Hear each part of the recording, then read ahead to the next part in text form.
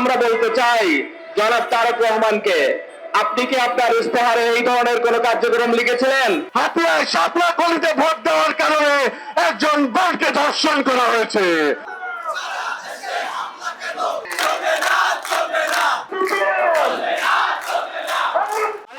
Vote দিয়েছিল তাদের বাড়িগুলোতে আগুন দেওয়া হচ্ছে, তাদের ব্যবসা প্রতিষ্ঠানগুলোকে জ্বালিয়ে দেওয়া হচ্ছে, তাদের সম্পদগুলোকে দখল করা হচ্ছে, তাদেরকে প্রায় 4 জায়গায় 4 জন ব্যক্তিকে তারা হত্যার মতো কার্যক্রম তারা করেছে, তারা ধর্ষণের মতো কার্যক্রম করেছে।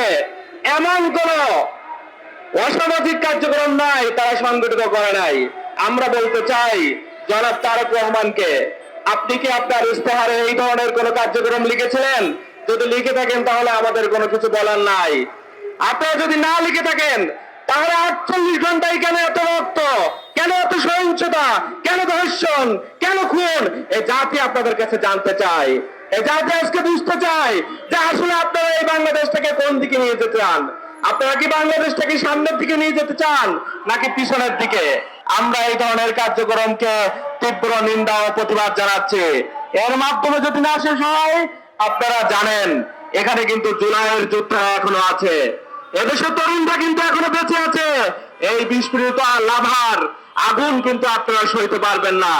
ইন্টারিমের সময় আমরা দেখেছি 200 অধিক মানুষকে হত্যা করা হয়েছে, 64টি ধর্ষণের ঘটনা ঘটেছিল ইন্টারিমের সময়।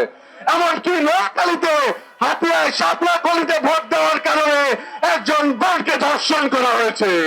সেই বোনটি নিজে স্টেটমেন্ট দেওয়ার পরেও এই ঘটনাকে ভিন্ন খাতে পরিণত করার জন্য পুলিশ থেকে শুরু করে মিডিয়ার মাধ্যমে চক্রান্ত করে এই ঘটনাকে বিভিন্ন খাতে প্রবাহিত করার চক্রান্ত চলছে। আমরা স্পষ্ট করে বলতে চাই, নতুন করে বাংলাদেশকে যদি কেউ ফাঁসিবাদ কায়েম করতে চায়, নতুন করে কেউ যদি আওয়ামী জাহিলিয়াতের মতো অবস্থা তৈরি করতে চায়, সারা বাংলাদেশের মানুষ আপনাদের বিরুদ্ধে কোনো প্রতিরোধ গড়ে তুলবে ইনশাআল্লাহ।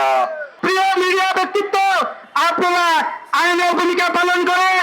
সমাজের রাষ্ট্রের বিভিন্ন জায়গায় যে অসংগতিগুলো ঘটছে, যে হামলা হচ্ছে, যে মানুষের বাড়িতে লুটপাট হচ্ছে, এগুলো আপনারা তুলে আনেন। আর যদি আপনারা আওয়ামী লীগের মতো নাপা ফাঁসিবাদকে তো সমাধি করেন, তাহলে কিন্তু আপনাদের পরিণত ভয়াবহ হবে। সুতরাং আমরা আপনাদেরকে সতর্ক করে দিচ্ছি, ইসলামী ছাত্র শিবির এই দায়িত্বশীল সংগঠন হিসেবে এই অন্যায় কখনোই মেনে নেবে না।